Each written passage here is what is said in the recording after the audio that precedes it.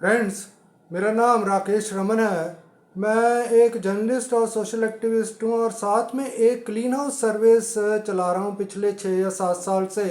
जो दिल्ली में जो कोऑपरेटिव ग्रुप हाउसिंग सोसाइटीज़ हैं उसमें जो क्राइम और करप्शन हो रहा और बढ़ रहा है उसको रिपोर्ट करने के लिए ये एक क्लीन हाउस सर्विस चलाता हूँ। This is a kind of editorial service जो मेरी जो मेन साइट है ramanmedianetwork.com उसके अंडर ये एक अलग से एडिटोरियल सेक्शन है क्लीन हाउस सर्विस। उसमें ये जो ऑनलाइन केसेस हैं वो मैं डालता हूँ, जो कंप्लेंट्स मेरे को लोगों से मिलती हैं या कुछ ये जो मैं लोगों को बताने के लिए अवेयरनेस आर्टिकल्स और वीडियोस और ये टेक्स्ट आर्टिकल्स होते हैं।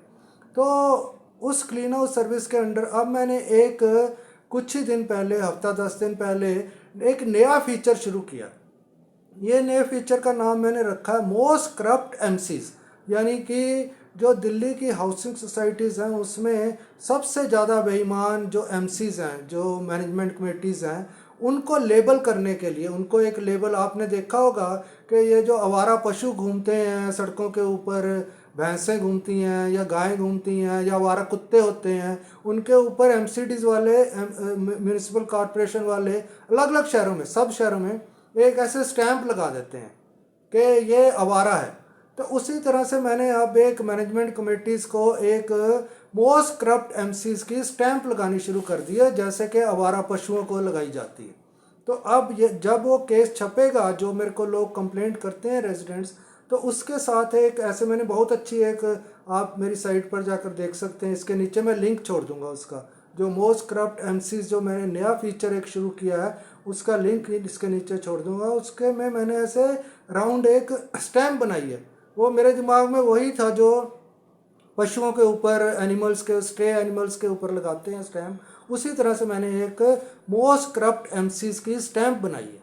तो उस स्टैंप को वो जो केस छपेगा उसके ऊपर वो स्टैंप लगेगी कि ये जो हाउसिंग सोसाइटी है, this is among the most corrupt housing management committees in Delhi.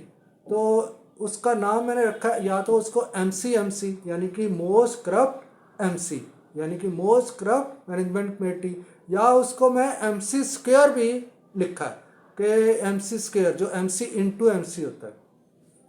तो वो एक लेबल इन सोसाइटी। तो अब थोड़ा ब्रीफली मैं उसको लेबल के बारे में आपको बताता हूँ। जो एमसी जो लेबल है, मोस्ट करप्ट एमसी का लेबल है, वो अब जब केस छपेगा मेरी साइट के ऊपर तो वो लेबल साथ में उनके स्टैंप लगेगी, वो मोस्ट करप्ट एमसी की। तो इसका ये मतलब है कि जब कोई बायर, अगर किसी ने उस हाउसिंग सोसाइटी में अपना नया मकान खरीदना है या जो टेनेंट्स हैं वो उन्होंने वहाँ पर किराए पर लेना है, तो they will be slightly cautious, यानी कि उनको थोड़ा सा दिमाग में रहेगा कि अगर हम यहाँ आ गए तो यहाँ पर जो एमसी वाले हो बहुत बेईमान है। तो अगर वो ऑलरेडी जो रेजिडेंट्स वहाँ हैं उनके साथ ऐसे बेईमानी, करप्शन, हेरा फेरी कर रहे हैं, उनको तंग कर रहे हैं, तो वो उनको भी करेंगे। तो आप उसमें उनको मैं एडवाइस करता हूँ जो टेनेंट्स हैं और न्यू बायर्स हैं कि ऐसी सोसाइटी में ना जाइए जिसके ऊपर हमने वो मोस्ट करप्ट एमसी का लेबल लगा दिया। वो मैं नहीं लगाता, वो जब रेजिडेंट्स कंप्लेंट करते हैं, मैं एमसी को नोटिस भेजता हूँ, नोटिस का जवाब नहीं आता या सेटिस्फैक्ट्री जवाब नहीं आता, तभी उसको एमसी का वो एमसी यानी कि मोस्ट करप्ट एमसी का लेबल लगेगा। तो उसको उतरवाने का भी मैंने प्रोसेस बनाया, उसका भी मैंने सारा वो उसमें लिखा हुआ, उसके वीडियो के नीचे मैं वो लिंक छोड़ूंगा कि अगर कोई किसी के ऊपर वो लेबल लग गया हाउसिंग सोसाइटी के ऊपर मोस्ट करप्ट एमसी का, तो उसको उसने उतरवाना कैसे। तो उसमें कई मैंने वो पैरामीटर्स लिखे हैं कि ये अगर वो सेटिस्फाई कर देंगे, यानी कि पहले तो उनकी सबसे पहले तो वेबसाइट होनी चाहिए, उसको वेबसाइट के ऊपर सारा जो है अपडेशन प्रॉपर होनी चाहिए। अगर किसी लोगों की कंप्लेंट है वो वेबसाइट के ऊपर होनी चाहिए, अगर कोई कोर्ट केसेस हैं वो होने चाहिए, कोई जो रेजिडेंट्स की कंप्लेंट है उसका जवाब क्या एमसी ने दिया वो उसके ऊपर होना चाहिए, वेंडर्स की सिलेक्शन कैसे हुई है, कोई करप्शन तो नहीं हो रही, यानी कि उनकी पेमेंट जो है वेंडर्स की, पहले उनकी सिलेक्शन कैसे हुई है, फिर उनको पेमेंट कैसे की जा रही है, सब कुछ ट्रांसपेरेंट होना चाहिए। तो ये बहुत ही एक सॉलिड क्राइटेरिया मैंने बनाया है कि जो इस क्राइटेरिया को फॉलो नहीं कर रहे तो उनके ऊपर वो एमसी या एमसी स्क्वायर या मोस्ट करप्ट एमसी का वो लेबल लग जाएगा। तो अगर किसी ने उतरवाना वो लेबल तो 1 साल तक वहाँ पर रेजिडेंट से कोई कंप्लेंट नहीं आनी चाहिए। फिर एटलीस्ट 50% ऑफ द रेजिडेंट्स अगर साइन करके मेरे को भेजते हैं कि ये अब यहाँ पर जो सोसाइटी है उसकी एमसी जो है ऑनेस्टली इसको चला रही है, ईमानदारी से चला रही है, then this clean house service can consider to remove that label from that society. लेकिन ये बहुत ही इम्पॉर्टेंट था अब, क्योंकि मेरी जो सारी सर्विस है, मैं तो एक जर्नलिस्ट हूँ, ना तो मैं कोई पुलिस वाला हूँ, ना कोई जज हूँ, ना वकील हूँ, ना कोई ब्यूरोक्रेट हूँ, मैं तो एक जर्नलिस्ट हूँ। मैं अपना काम करता हूँ कि मेरा बेसिक काम क्या है। मेरे को आपको पता होगा शायद, मेरे को नेशनल अवार्ड भी जर्नलिज्म में मिला हुआ है at the Republic day function. तो मेरे को अपना काम पता है। तो मेरा काम क्या है, मैंने एक्सपोज करना है। तो मैं अब मेरी साइट पर आप जाकर देखेंगे तो कई पॉलिटिशियंस के बारे में मैंने लिखा है, ये जो जुडिशरी है उसके बारे में लिखा है। जहाँ पर भी करप्शन या हेरा फेरी या कोई मिस अप्रोप्रिएशन होती है तो मैं उसके बारे में लिखता हूँ। तो इसी तरह से मैंने जो हाउसिंग सोसाइटी से रिलेटेड जो 10 आईएएस ऑफिसर्स की करप्शन की इंक्वायरी खुलवाई हुई है बाय नेम, वो मेरी साइट पर उन सब के आईएएस ऑफिसर जिनकी इंक्वायरी वो चल रही है। अभी थोड़ा स्लो होता है इंडिया में काम, तो वैसे तो उसको केस को खुले को करीब 2 साल शायद हुए हैं कि वो डीओपीटी जो department of personal and training है, जो आईएएस ऑफिसर्स का मिसकंडक्ट या करप्शन देखता है, डीओपीटी से थ्रू कैबिनेट सेक्रेटेरिएट जो प्राइम मिनिस्टर ऑफिस के अंडर आता है, वहाँ से उनकी इंक्वायरी चल रही है। और उनके 10 के नाम मैंने और उनके डॉक्यूमेंट्स भी जो डीओपीटी के हैं और कैबिनेट सेक्रेटेरिएट के भी हैं, वो मेरे आरएमएन फाउंडेशन के ऊपर भी जो मैं एनजीओ चलाता हूँ उस पर भी है, और मेरी साइट जो ramanmedianetwork.com उसके ऊपर भी है। तो मेरा काम बेसिकली है एक्सपोज करना। तो जब भी आप मेरे को अपनी कंप्लेंट भेजते हैं तो मैं उनको पहले अपॉर्चुनिटी देता हूँ एमसी को कि अगर उन्होंने अपने व्यूज़ देने इसके बारे में और उनका रिप्लाई अगर सेटिस्फैक्ट्री है तो वो भी मैं चाहता हूँ। Otherwise first I go through the document send to me by the complainants, तो उनको अच्छी तरह से देखता हूँ। अगर वो केस लेने वाला है तभी मैं लेता हूँ उसको, अदरवाइज़ मैं नहीं लेता उसको। तो अब उसका प्रोसेस का भी लिंक मैं इसके नीचे छोड़ दूंगा।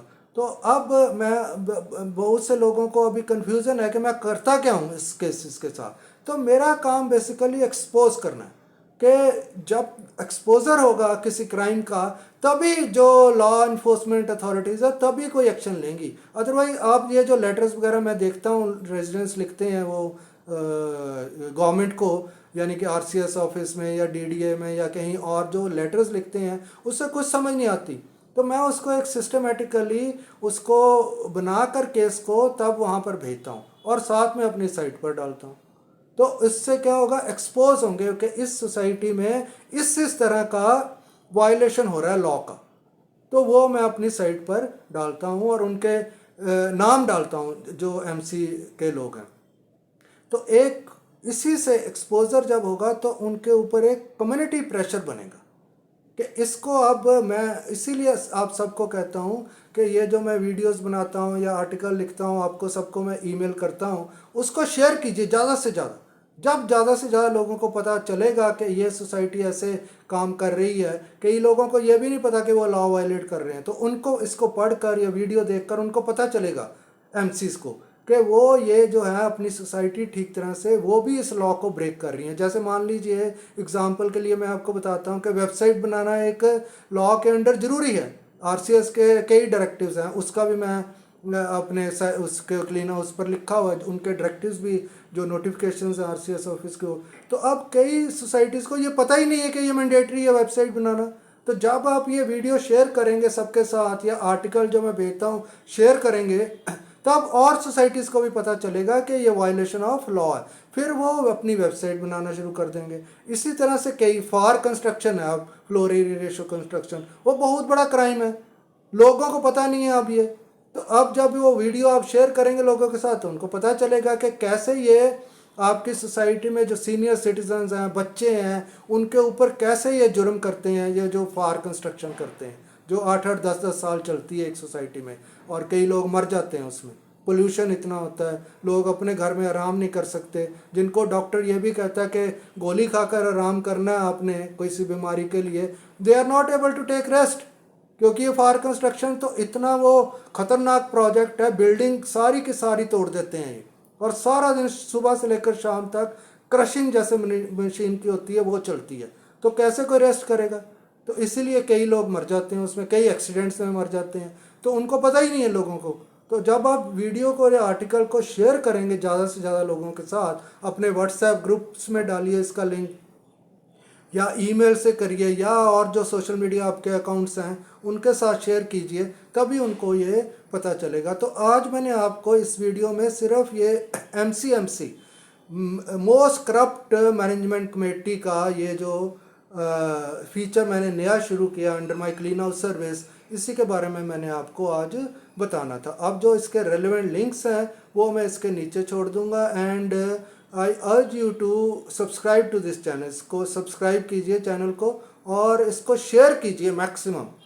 तो हमारा जो ऑब्जेक्टिव है वो एक्सपोज करने का, इन सबको हम एक्सपोज करेंगे ताकि कम्युनिटी प्रेशर जो है इनके ऊपर बिल्ड हो सके। और डरिए बिल्कुल भी ना, कंप्लेंट कीजिए इनकी, मेरे थ्रू जाने की ज़रूरत नहीं है, आप अपने आप भी डाल सकते हैं। If you are confident that you can write properly then you can go directly, you need not go through me.